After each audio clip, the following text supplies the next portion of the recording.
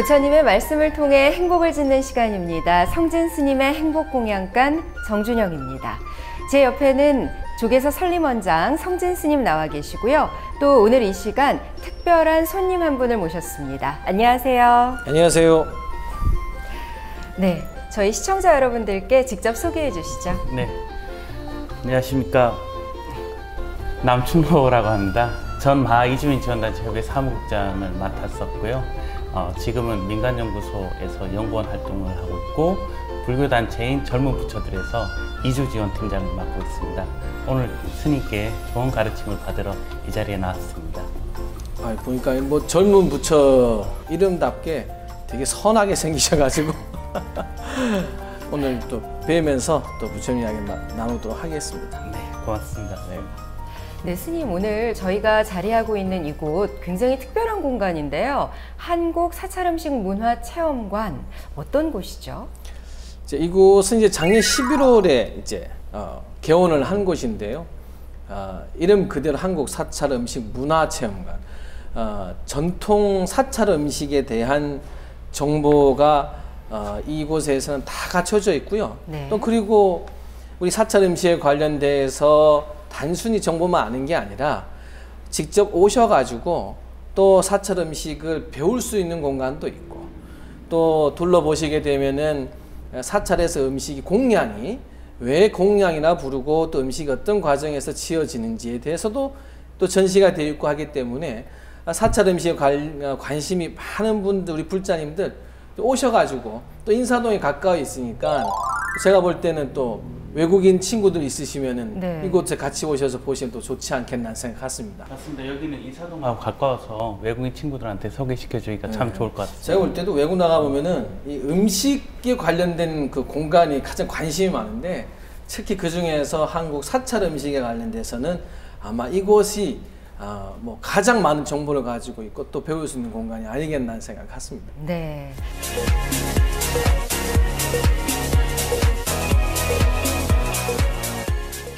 오늘은 부부에 대한 얘기를 나눠볼까 하는데요, 스님. 자, 이 뭐 사찰에서 특히 부부에 관련된 이야기, 많은 불자님들이 이제 뭐 보살님이 오시든 제거사님이 오시든 스님들께 하는 상담 중에서 빼놓을 수 없는 게 이제 부부에 관련된 이야기죠. 예. 우리 남 팀장님께서는요, 평소 불교계 NGO에 몸담고 계시면서 참 많은 이들에게 자비를 실천하는 그런 일을 하시는데요. 실제 집에서는 그렇게 좋은 모습이실까 궁금합니다. 네, 그 점 때문에 오늘 이 자리에 참석하게 됐는데요. 다른 사람을 돕는다는 게 참 좋은 일임에도 불구하고 또 시간이 많이 또 소모가 됩니다. 그러다 보니까 사실 집에 좀 소홀을 했거든요. 그런 점이 좀 미안하죠. 미안하고. 그러면 정준영 아나운서님께서는 굉장히 여성스럽고 그러신데 집에서는 어떠신지 궁금합니다. 이럴 때 참 저는 어른들의 말씀이 생각나네요. 살아보지 않으면 모른다. 네. 이 남춘호 팀장님 같은 경우도 밖에 분들한테는 참 많은 시간과 이 마음을 쏟고 있는데 그 말씀 중에 보면은 정작 부인한테는 뭔가 조금 소홀함이 느껴지는 모습이거든요. 네.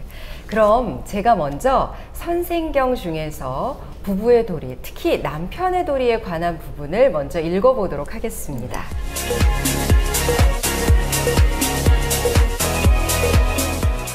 선생아, 남편이 아내를 공경하는 데에도 5가지 일이 있다.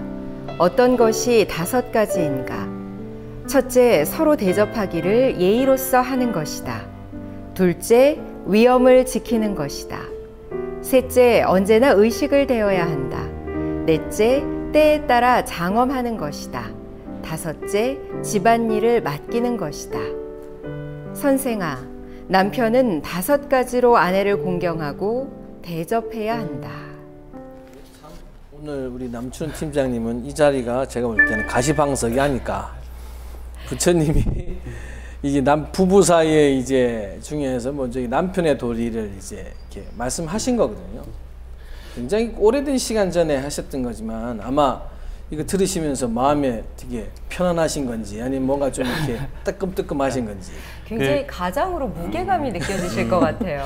사실 내용을 들어보니까 굉장히 좀 뜨끔스럽습니다. 네. 그리고 스님, 그런데 그 부부의 인연을 쌓으려면은 굉장히 많은 인연들, 몇억 겁의 인연들을 해야 된다고 하지 않습니까? 이런 건 어떻게 됩니까? 어른 스님들께서 이제 이런 말씀들 많이 하시죠. 특히 부부는 만생이다. 네. 이제 만생을 서로가 인연 닿아서 맺어지는 게 이제 부부다라고 이렇게 말씀을 하시거든요. 참 그런 거 보면은 물론 그 만생 중에서 좋은 생도 있겠지만은 조금은 서로가 또 아쉬움이 남는 생도 있을 것이고 그렇지만은 그 만번의 만남 속에서 이루어지는 게 부부의 인연이니까 그 부부의 인연이라는 게 결코 가벼울 수 없다. 굉장히 어찌 보면 인연법 중에서는 무거운 인연이다라는 걸 알 수가 있죠. 네. 스님, 이렇게 힘들게 어렵게 또 닭업생의 인연을 통해서 만난 부부임에도 불구하고요, 현생에서는 참 쉽게 헤어지는 것도 있는데, 뭐 노래 가사를 예를 들면은요, 님이라는 글자에 점 하나만 찍으면 남이 된다 라고 하거든요.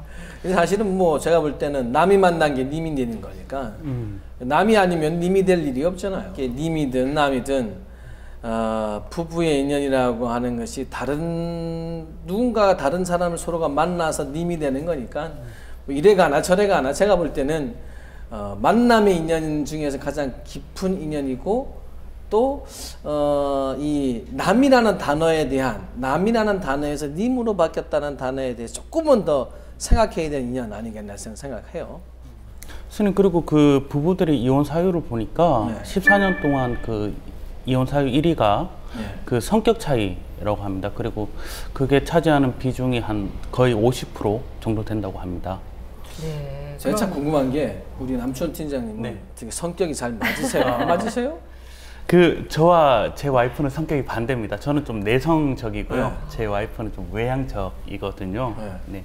그래서 서로를 이해 못할 때도 있지만은 또 제가 안 가지고 있는 점을 와이프가 가지고 있다 보니까 그 또 굉장히 많은 도움이 될 때가 있습니다. 그러니까 좋아할 때는 다른 성격 때문에 좋아하시는 것 같아요? 아니면 뭐로 좋아하시는 것 같아요? 좋아할 때는 그런 것 같습니다. 다른 성격 때문에 나와 다른 사니까.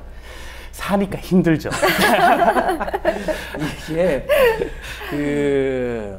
이게 성격 차이 이제 뭐 흔히 말해서 세상에 어쩌면 이게 가장 너무 당연해서 쉽게 이유 들 수 있는 이유가 아니겠나. 즉 다른 이유는 좀 복잡한데 네. 성격 차이 딱 이러면은 그렇지. 성격 차이 그냥 되게 중요하지라고 쉽게 넘어갈 수도 있고 또 누군가에게 우리가 함께 못 사는 이유를 되는 데 있어서 가장 간편한 이유가 이 성격 차이가 아니겠나 하는 생각이 드는데 우리 남춘호 팀장도 그러지만은 사실 연애 시절에는 나하고 좀 다르고 나는 좀 내성적인데 상대는 좀 이렇게 외향적이고 말도 잘하고 표현도 잘해줘서 이렇게 좋아했다가 막상 이제 한 가족이 돼서 사니까 약간 이제 그게 또 좀 마음에는 걸림으로 오는 거잖아요. 원래 제가 처음에도 말씀드린 대로 남이 만나서 되는 인연 중에서 님으로 바뀌는 인연이 이제 부부 인연이잖아요. 네. 서로가 좋아하는 인연이고 이제 그 말에는 뭐냐면 이 남이라는 단어, 즉 살아오는 과정도 다르고 환경도 다르고 또 그리고 서로가 가지고 있는 모습 자체 일단 다르잖아요. 모습이 같으면 좋아하겠어요? 다르니까 좋아하지 이미 뭐요. 이 다르다라고 하는 것, 다름에서 시작해서 그 다름을 만나서 서로가 맞춰져 있는 건데 저는 예전에 이제 이런 그 성격 차이 이야기할 때 보면은 아주 오래전에도 이제 제가 출가를 해서 많은 우리 불자 부부들이 와가지고 도저히 이제는 참고 살아도 저 성격은 못 버티겠다. 그렇게 살아 성격이 안 바뀐다라고 이제 이야기하는데 네. 이제 조금만 돌아가 보면은 그 다른 성격에 끌렸을 거예요. 그 다른 성격에 끌렸을 거고 또 그 다름이기 때문에 내가 들어갈 틈이 있었을 것이고 이래서 저는 원래 다르다. 다른 것은 뭐 자명한 일이다. 그래서 부처님께서 이 선생경에서 보게 되면은 서로 대접하기를 예의로서 하는 것이다라는 이야기를 해놨잖아요. 그게 무슨 말이냐면은 다르기 때문에 서로가 그 사람의 다른 부분에 대해서 존중해야 될 필요도 있고, 또 그리고 그런 예의를 갖춘다는 것은 뭐냐면 인정한다는 거. 인정하고 그 부분에 대해서 내 스스로가 이미 배려를 한 상태에서의 들어가라는 뜻이거든요. 이게 예의라는 것이. 이제 그런 걸 보면은 저는 이게 성격 차이는 원래 다르기 때문에 시작된 것이고, 그리고 다를 수밖에 없고, 다른 것을 가지고 만난 것이 인연인데 왜 이제 와서 손 잡고 나니까 오른손이 이게 오른손 서로가 이렇게 잡아서 이 손바닥 같은 면으로 이렇게 맞대어서 서로가 잡았는데, 그래서 한 손이 돼서 서로가 붙잡고 있는 것을 이제 와서 너는 왜 손바닥이냐 그러고 너는 왜 손등이냐 그러면은 그 인연관계는 쉽게 말해서는 핑계다. 핑계이고, 그리고 자꾸 우리가 이 생각을 할 때 달라서 좋아했다는 생각을 제발 좀 이렇게 일깨웠으면 좋겠다. 그렇기 때문에 이 선생령에도 예의라는 말로서 대하라는 말씀을 우리가 조금 이렇게 기억을 해서 다른 사람들끼리 그냥 이게 그냥 막연하게 나하고 같아 달라고 자꾸 이렇게 밀지 말고, 조금은 원래 달랐다, 처음부터 달랐다라는 생각을 좀 갖는 게 중요하지 않겠는 생각 같습니다. 저는 스님 말씀을 듣고 있으니까요, 굉장히 장수한 노부부의 얘기가 떠오르는데요. 그 두 분이 공통적으로 하는 말씀이 어떻게 지난 몇십 년을 행복하게 잘 살아오셨습니까? 라고 기자가 물으니까요, 서로 다르다는 걸 인정해야 된다고, 상대방을 바꾸려 하지 않아야 행복하다라는 얘기를 하시더라고요.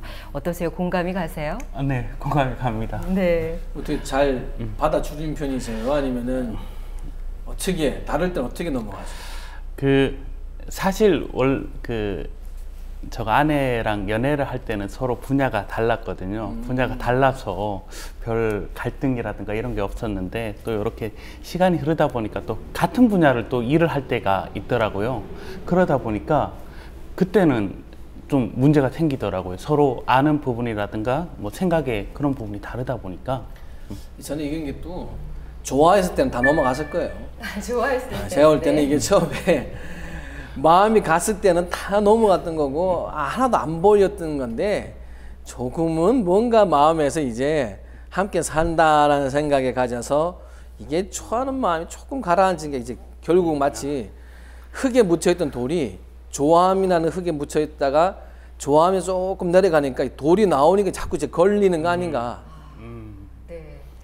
스님, 이렇게 성격 차도 부부 문제에 있어서 이제 가장 큰 부분이기도 합니다만, 저는 아까 부처님 경전 말씀을 전해드리면서요, 참 어떻게 이런 부분까지 말씀을 하셨을까 싶었던 것이, 남편이라면 언제나 의식을 돼야 한다라고 말씀을 주셨거든요. 근데 현대 사회에 있어서 이 경제 문제 정말 빼놓을 수가 없는 부분이지 않나 싶은데, 이미 2500여 년 전에 부처님께서는 지적을 하셨다는 거죠. 우리 정준희 아나운서는 이제 아내 입장이니까 이 지금 부처님이 이제 남편의 도리에서 이야기한 것 중에 가장 기억에 남는 게 의식주를 되어줘야 한다, 이 부분 같은데, 우리 남춘호 팀장님은 이 부분은 어떻게 무게로 다가오세요? 아니면은 나 이것 때문에 산다는 생각으로 희망으로 다가오세요? 이게?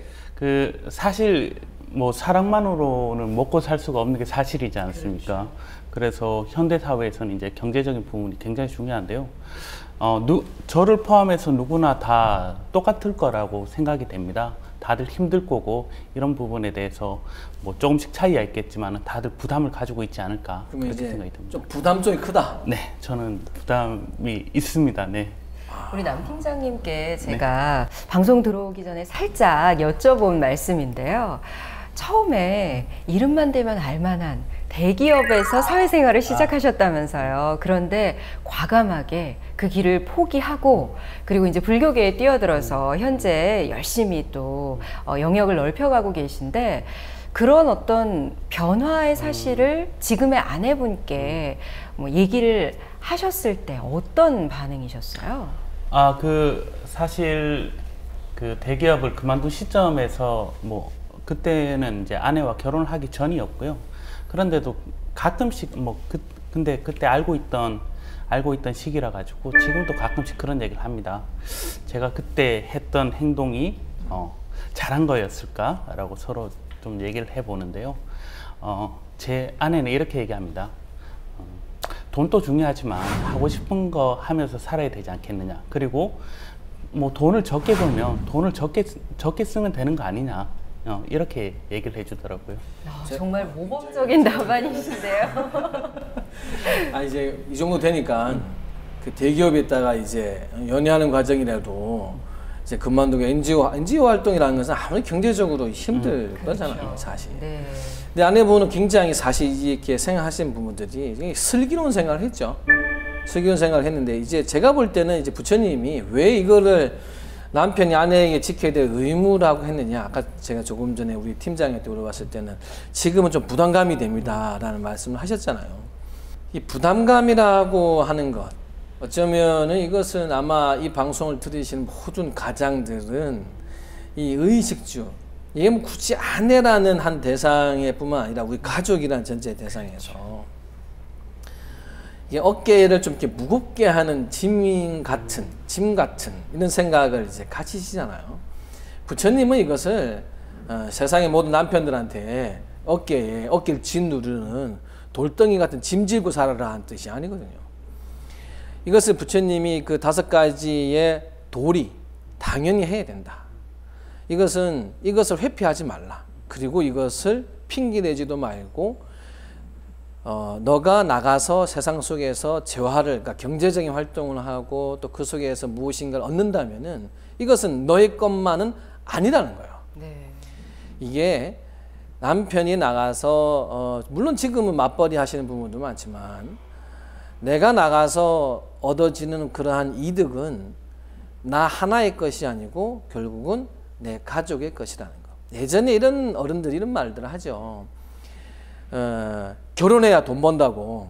돈 모으려면 이제 결혼해라는 말이 있잖아요. 사실 이게 제가 사실은 지금은 이제 많은 불자님들하고 대화하면서 이제 얻어지는 생각이 이해가 되는데 처음에는 아니 한 사람이 더 늘면 돈이 더 많이 들지 왜 어른들은 그거를 가지고 총각보다는 결혼을 해야 돈을 모은다라는 말을 했을까. 이것은 책임감, 어쩌면 그 책임감이라고 하는 것이 한 가족을 일구어내게 할 수 있는 또 하나의 원동력이라는 거죠.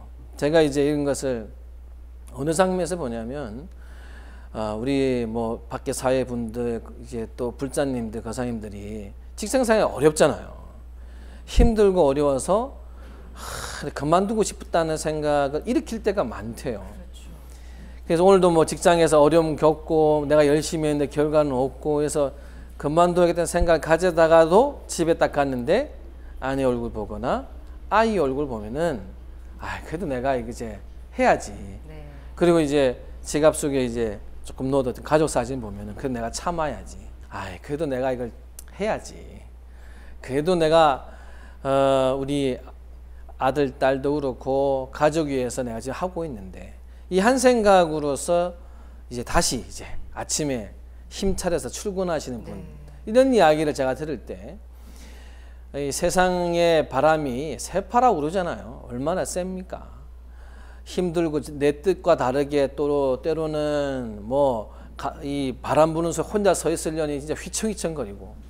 그래서 저는 이 부처님께서 이 의식주에 대한 의무성은 그냥 어깨 짐이 아니고 그렇게 거세게 몰아치는 새파의 바람을 속에서 떠내려가지 않고 버텨내게 할 수 있는 추. 흔들려도 웬만큼 흔들려도 나는 안 흔들리게 하는 이 지진 날 때 건물 무너지지 말라고 가운데 추 달잖아요. 어쩌면 이것이 우리 거사님들이라든지 세상의 남편들이 세상의 바람 속에 버틸 수 있는 그 추의 의미로서 이 말씀을 해놓지 않았을까 하는 생각을 갖습니다. 네, 결국은 무게중심이 돼서 나를 이 세상에서 잘 살아갈 수 있게 해주는 것이 의무이자 책임이자 하지만 또 나에게는 원동력이 되어주는 거군요. 그렇죠. 이게 이 추를 어깨로 위에 내가 한 생각에서 세상의 남편분들이 아버지들이 아내를 향해서 이걸 내 어깨로 짊어지면은 나를 주저앉히는 게 되는 거고요. 네. 그러지 말고 내 마음속에 중심에 추라고 생각해서 둔다면은 세 팔을 이겨내게 하는 힘이 된다는 생각을 갖는 거죠. 선생님, 그리고 그 남편의 도를 보니까 그 아내에게 장엄을 할 수 있게끔 해줘라 라는 그런 부분이 있는데, 이거 사실 보면서 좀 뜨끔했습니다. 어떻게 이런 부분까지 이렇게 생각을 할 수가 있었을까? 사실 이제 이게 벌써 세월로 따지면은 뭐 2000년 이상의 시간이잖아요. 또 인도 당시의 사회라는 게 얼마나 가부장적이에요. 네. 너무나 가부장적이고 한데 부인을 장엄하게 해주는 것, 장엄하게 해라라고 하는 것을 이제 그 남편의 의무성으로 이렇게 딱 집어넣었잖아요. 이것 또한 저는 결국은 아내를 아내답게 만드는 책임은 누구한테 있겠습니까? 남편한테. 그렇죠. 아내라는 존재가 만들어지려면 누가 있어야 되는 거예요? 남편이 있어야죠. 그렇죠. 아내라는 존재 남편이 있어야 만들어지는 거고. 그럼 아내를 남편이 가꿔줘야지 옆집 아저씨가 가꿔주면 되겠어요? 안 되죠. 아니 이게 부처님이 당시에도 이게 왜 남편의 의무성이라는 것처럼 이렇게 딱 했느냐, 단순히 세상의 모든 아내들에게 점수 받고 싶어서 하신 게 아니고 아내를 남편에게 있어서는 아내라는 거죠. 그 아내를 꾸며주고 아내를 아내답게 만드는 거, 아내를 아름답게 만들어주고 또 함께 만들려고 가꿔주는 것은 아내의 개인의 몫이 아니라는 거죠. 남편으로서의 당연히 가져야 될 것이다. 네. 그래서 이것을 역시 마찬가지죠. 이걸 자꾸 짐으로 생각하면은 아내가 사라지는 거예요. 남한테 맡길 수 없잖아요. 아내가 남한테 가서 저기 반지 받아오면 이걸 어떻게 감당할 거예요, 이게. 스님께서 옆집 아저씨가 예쁘게 꾸며줄 수 있는 건 아니지 않느냐라는 그 말씀 속에 남편이요, 아내에게 보석을 선물해야 되는데, 부처님 말씀에 따르면. 그런데 이게 대상이 아내가 아니라 다른 여성일 경우에는 이게 굉장히 또 큰 문제가 되잖아요. 이건 사실 문제라는 차원을 넘어서는 거죠. 이거는 남편인 걸 포기하는 거죠. 아내에게 잘하는 것은 남편으로서의 그 이름을 지켜내는 것. 불교에서 이것은 저는 이제 부처님께서 이러한 말씀을 해놓으신 것은 이러한 말씀을 부처님께서 이러한 말씀을 해놓으신 것은 연기적이라는 거죠. 이게 중도. 왜? 남편과 아내는 서로가 존재해야지만 가질 수 있는 이름이라는 거죠. 그 이름에서 만약에 남편이 아내 말고 다른 여자에게 무엇인가를 제공했다, 선물을 줬다, 이것은 남편을 포기한 거로 봐야죠. 이건 문제가 아니라는 거잖아. 제가 볼 때 우리 팀장님도, 암천호 팀장님도 바꿔가지고 아내요, 아내로 생각한다면 남편이 나 말고 다른 사람한테 줬을 때 그걸 어떻게 받아들이겠어요? 그렇죠. 그거는 받아들일 수가 없죠. 그 저 사람은 남편 포기했구나. 그렇게 봐야 되는 거죠, 이거는. 남 팀장님께서는 네. 아내를 사랑하시나요? 네, 사랑합니다. 아, 네. 좋으시겠어요. 뭐 사랑을 한다고 말하고 왜 크게 웃는지 모르겠는데 마음속으로 네. 사랑을 하는 문제하고 크게 웃는 거하고 이 사랑의 유효 기간을 보통 과학적으로 볼 때요, 한 3년 정도라고 하는데요, 스님. 사실 뭐 사랑, 남녀 간의 사랑만 있는 거는 아니고요. 가족 간의 사랑도 있고 또 정도 있고 뭐 이렇게 여러 표현을 합니다만, 우리 부부는 평생을 함께 해야지 하는 것이잖아요. 그럴 때 이런 어떤 좋은 감정, 사랑의 마음을 길게 유지할 수 있는 그런 방법이 있겠죠. 사실 이게 뭐 이렇게 추가한 제가 사랑 유지법에 대해서 이렇게 설명한다는 게 어느 면에서는 이게 참 이게 혼자 사는 사람이 맞지 않는 수도 있는데, 제가 이게 볼 때는 이게 사랑이라는 개념, 그러니까 말씀하신 뭐 3년, 제가 생각할 때는 뭐 3년, 글쎄 이게 이렇게 사랑이란 두 단어 안에 무엇을 놓고 3년이라고 했을까?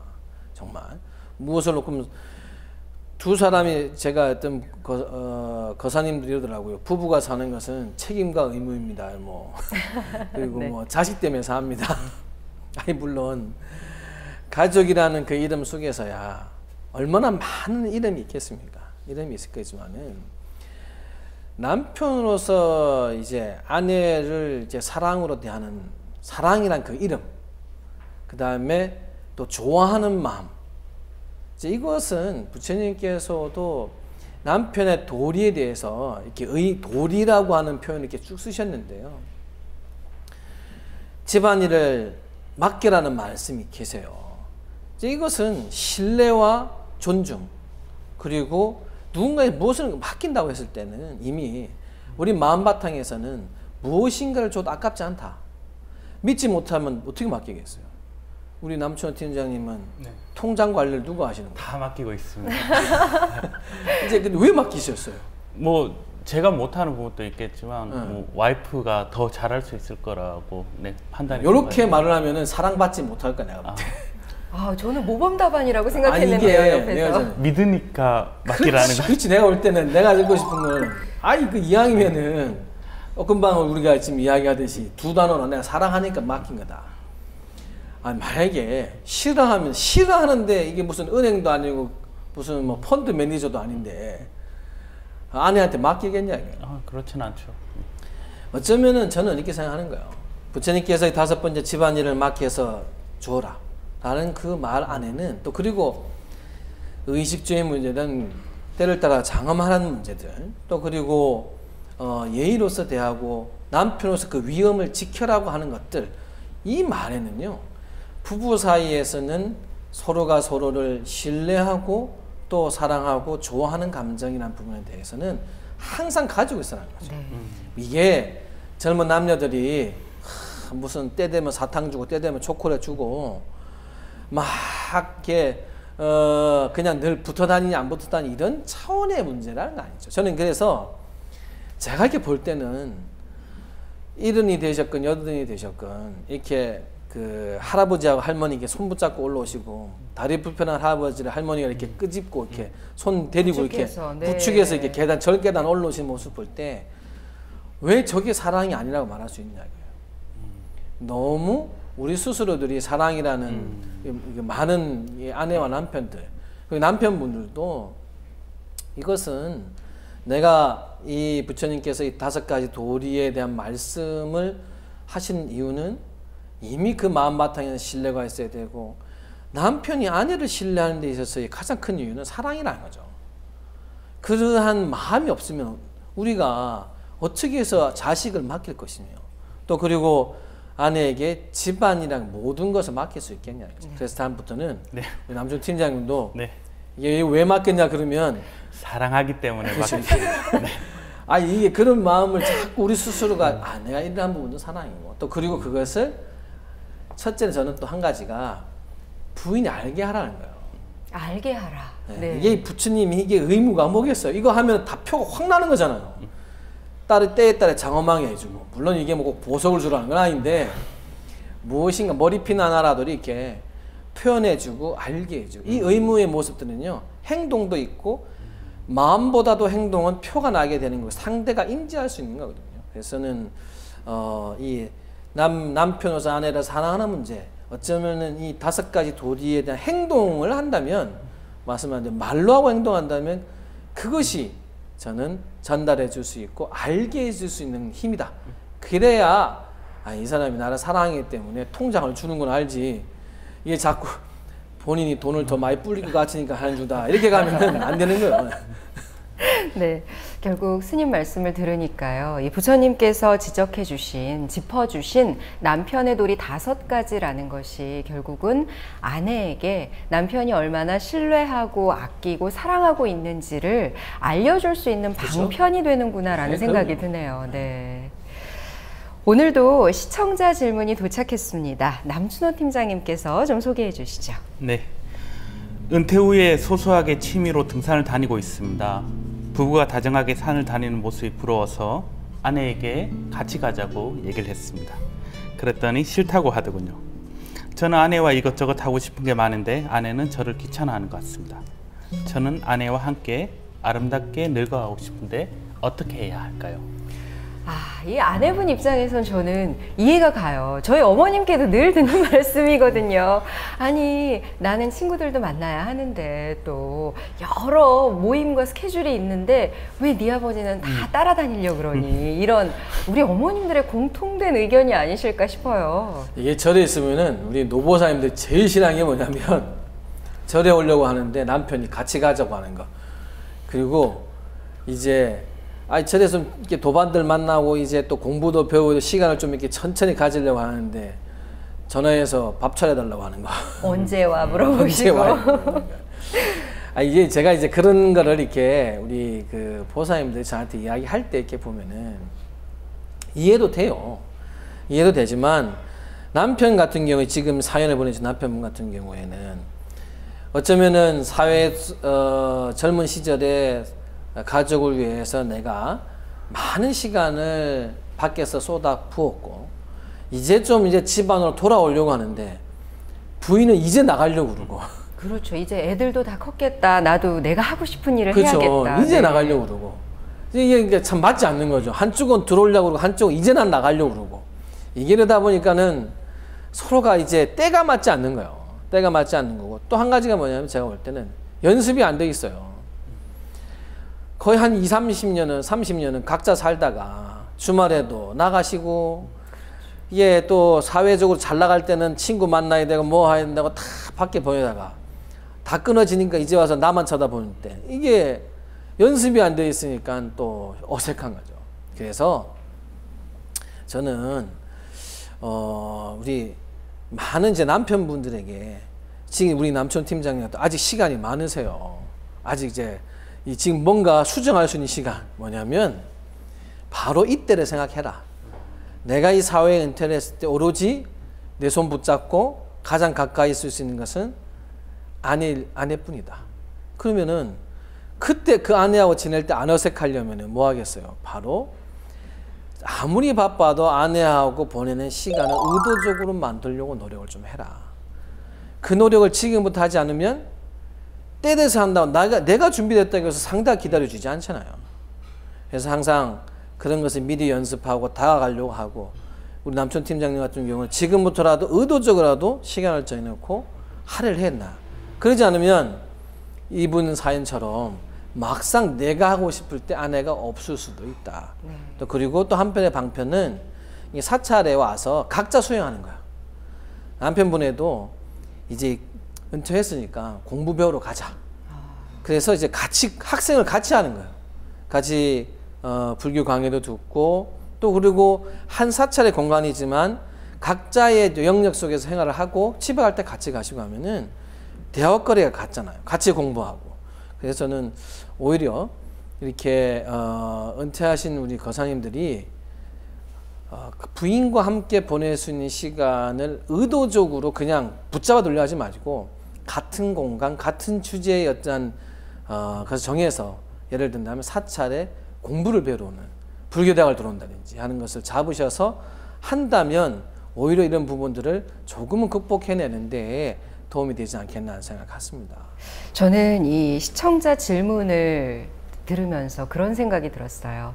남편분의 입장이잖아요. 등산은 남편분이 좋아하시는 거지 아내분이 좋아하실지는 사실 모르는 거거든요. 그러니까 그렇죠. 예. 내가 좋아하는 거를 같이 가자 이렇게 끌어당기시기보다 아내분이 뭘 좋아하는지 아내분이 뭘 하고 싶어 하는지를 좀 살펴보시고 거기를 따라가시는 건 어떨까 하는 그렇죠. 생각도 이제 들었거든요. 마트에 한번 따라가주고 내가 한번 따라가 줬으니까 그렇죠. 기브앤테이크인가요? 아니 이게 서로가 보여주고 남편도 아내의 공간에서 같이 하죠. 그러니까 아내가 남편하고 하고 싶은 게 있을 거예요. 그것을 같이 한 후에 또 이야기를 하고 하는 이제 이러한 마음가짐을 가져야 전 되지 않겠나 하는 생각을 갖습니다. 저희가 시청자 여러분들의 고민이나 질문을 기다리고 있습니다. 저희 불교방송 행복공양간 홈페이지에 평소 궁금하셨던 부분들 남겨주시면은요, 또 이렇게 성진 스님의 명쾌한 해답을 들으실 수 있을 겁니다. 오늘 부처님께서 말씀하신 선생경 중에서 남편의 역할, 남편의 도리에 대해서 쭉 이렇게 말씀을 나눠봤는데요. 어떠셨어요, 팀장님? 참 좋은 얘기를 많이 들은 것 같습니다. 평소에도 뭐 이렇게 해야 되지 않을까라는 그런 좀 막연한 생각을 가지고 있었는데요. 그런 부분에 대해서 실천적으로 풀어볼 수 있는 그렇게 해석을 해준 부분인 것 같고요. 그래서 스님 말대로 이렇게 실천을 한다면은 좀 더 그 남편으로서의 역할도 잘하고 그리고 그 아내에게도 사랑받을 수 있지 않을까, 네, 그렇게 생각이 됩니다. 구체적으로 딱 한 가지만 실천 목표를 말씀해 주신다면요. 좀 일찍 들어가서 아내하고 시간을 좀 가질 수 있도록 아까 스님 얘기처럼 은퇴 후에 그렇게 안 하려면은 미리 아내하고 시간을 좀 저축한다 가질 생각하세요. 투자한다고요. 네. 시간을 미리 저축해 두는군요. 네. 스님, 오늘 선생경 중에서 남편의 도리에 대해서 이렇게 쭉 짚어주셨는데요. 끝으로 이제 좀 정리의 말씀 부탁드립니다. 부처님의 남편의 도리, 이 5가지의 도리, 이것은 어쩌면 저는 이렇게 생각합니다.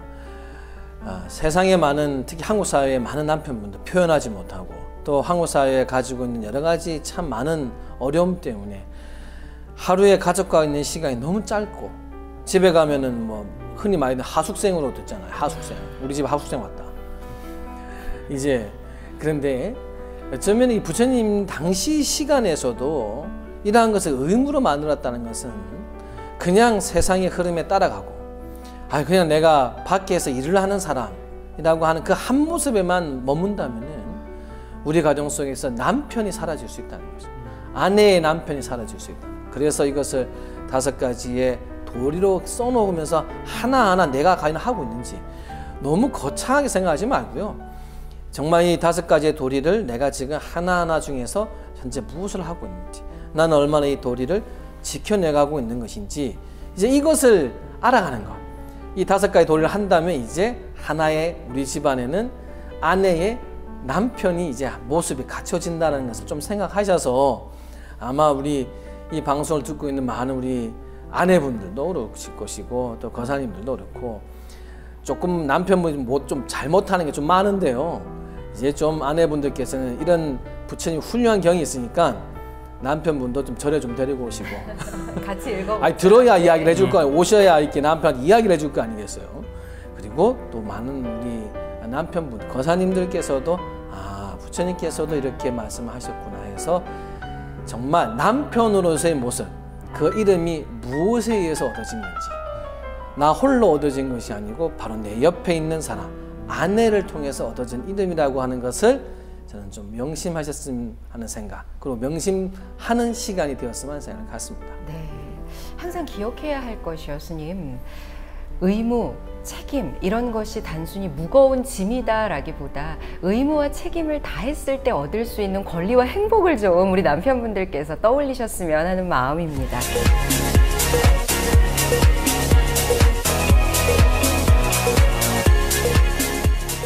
부처님의 말씀을 통해 행복을 짓는 성진 스님의 행복 공양간. 오늘도 스님의 말씀과 함께하면서 든든한 한 끼 공양 식사 잘 하셨죠? 성진 스님 함께 해주셨고요. 또 젊은 부처들의 남순호 팀장님 고맙습니다. 다음 이 시간 다시 찾아뵙겠습니다. 여러분 행복하세요.